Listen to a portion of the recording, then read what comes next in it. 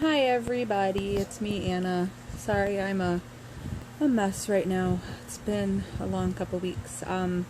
Today is September 12th. It is Friday.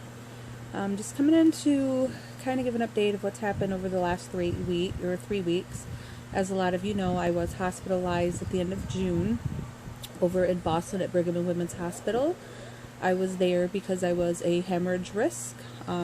And of course, they didn't want that to happen all the way out here because my local hospital would have not been able to deal with it. Because what I had was called placenta accreta at that time. That's what we thought I had, which if you go into labor or your water breaks or anything like that, you could actually bleed to death. So I had to be in a environment in a bigger hospital where everything was planned out with blood bank and all of that stuff because of transfusions and stuff like that. But my stay was good. I was there a month and 2 days. In that month and 2 days, I had more than, I don't know, I'd say 3 or 4 good sized panic attacks, which I hadn't had in a long time. I'm thinking it was just because I felt so isolated there sometimes, with my husband working and my kids, and just, didn't have a lot of visiting time and stuff like that. I mean, thank God for the nurses. They were absolutely fabulous up there. I mean, I'd recommend that hospital to anybody. But, so I was there. It was a month and 2 days. I wasn't supposed to have my daughter until the 28th of August. On Friday, the 22nd, I woke up and everything was fine. And then I just really started to have like stomach pains. I really don't know what true labor felt like or contractions. So I called the nurse in that morning about 8 or 9, something like that. And I explained to her, I don't feel right today. My stomach is hurting and, so on and so forth. So she hooked me up to the monitors and she's like, yeah, you're having little contractions here and there, and eventually it went away.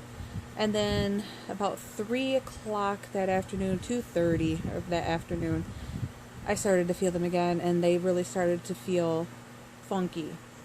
So she hooked me up to the monitor again, and I felt some really intense contractions that went like way up on the thing. So she was like, okay, let's start you on some IV fluids and maybe we'll get them to stop. Well, we started IV fluids. I think I went through 2 bags. They did a bolus where it went through really, really fast. And that didn't help anything. So after like an hour and 45 minutes of having contractions here and there that were pretty intense, she was like, okay, we're going to have to send you to labor and delivery. So they sent me down there, and I saw all the attendants that I would see when I was there, and they said, yeah, you're going to 80% have a child tonight. Your baby will be born tonight. And I was like, oh my God, I have to call my husband. So I called him, and he got there right on time. We ended up having the baby. She was born at 6:29 at 5 pounds, 2 ounces, and 17 inches long. She came out crying and screaming like she should have, and was fine. We knew that she was going to have surgery. We just didn't know when. And as far as me, I stayed awake through the whole first half. I stayed awake. I got to see the baby. We got pictures and all that good stuff. And they took the baby to the NICU, and my husband went. And I remember asking them, can I please have something to just kind of sedate me in a way, kind of not knock me out completely, but just so I didn't have to hear what was going on. Because I knew that there was possible blood transfusions and stuff like that, and I didn't want to hear anything about my blood or nothing like that. So he gave me something. I started to feel good, and he's like, okay, I'm going to give you a little bit more, and that's all I remember. I remember at one point I got back to my labor and delivery room where I was before I went to have the baby, and asked to see, my uterus and stuff like that because I had a hysterectomy. So they showed it to me, and it just looked absolutely nasty. I ended up losing 2 liters of blood. Did not need a transfusion. They used my own blood that was coming out, so the 2 liters I lost, they washed in the thing called a cell saver and put it back into me, so I didn't need a transfusion. But my surgeon did happen to tell me that I had more than a accreta. I had an increta, and since my placenta was posterior, meaning toward the back, if it would have been anterior, I would have definitely had a percreta, meaning it would have attached to my organs, my bladder and my intestines. It was that bad.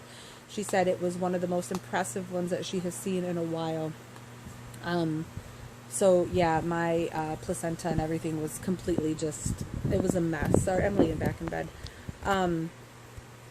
So yeah, it was an absolute mess. So they had to do the hysterectomy regardless. I had no other choice, which was fine. I mean, I'm kind of sad about it now, but it is what it is. I have 3 kids, can't ask for more than that.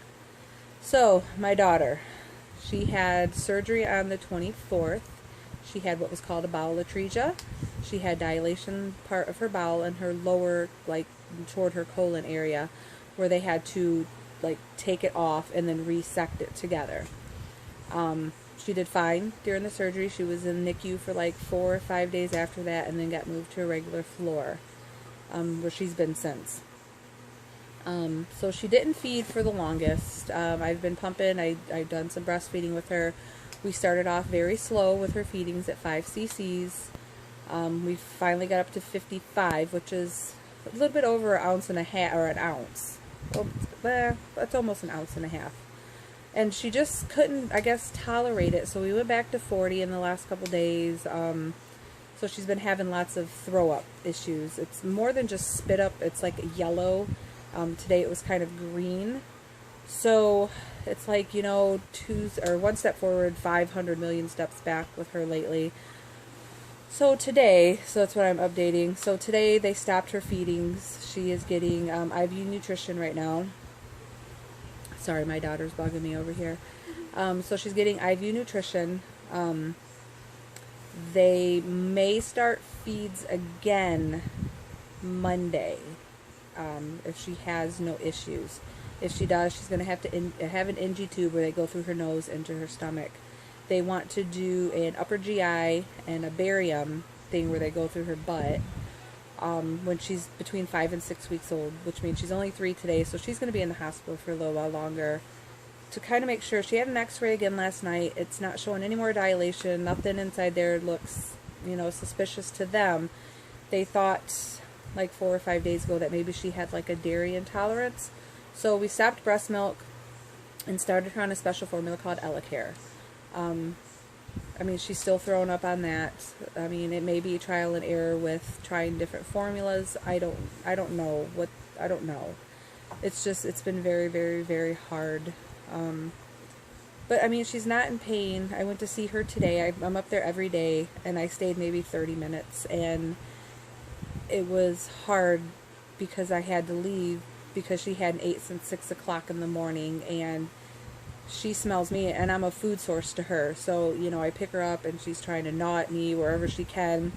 And I just felt so bad. I couldn't stay because she was crying. It's like she was hungry. She's getting nutrition through an IV, but that's not enough, especially her being used to getting a bottle every 2 to 3 hours.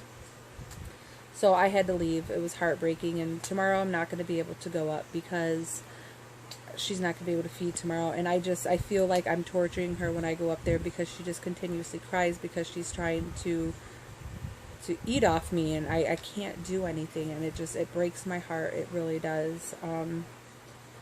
So it's been a hard month and a half, to say the least, but I'm doing okay. Physically I'm doing fine. I'm healed from my surgery. My surgeon pretty much asked if I was Superwoman because I was up the next day after surgery. I literally cut all the way straight down.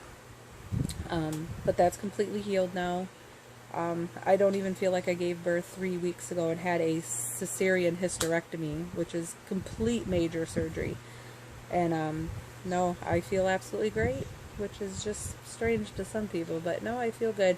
Just a little sad here and there because, having a baby in the hospital is very hard. You have a baby and you're like, oh, you stay in the hospital a couple of days and you bring your baby home. And in my case, that's just not the case. My baby's in a children's hospital for God knows how long.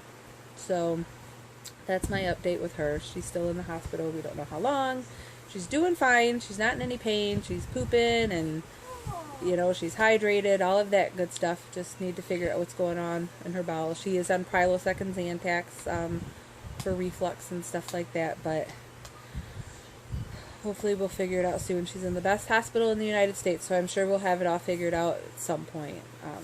But I'm glad she is where she is, you know, where she can be very well taken care of, because with some of the stuff that she's done lately, I would have freaked out having her at home. But that's my update. You know, if you guys have any questions, feel free to ask me in the comments or whatever, and I'll answer, you know, what I can, because I've known a lot of people have had some questions and stuff as far as my surgery goes. So if you have any questions or anything like that, or if I missed anything that you wanted to know about, just let me know. So I will talk to you guys soon. Bye.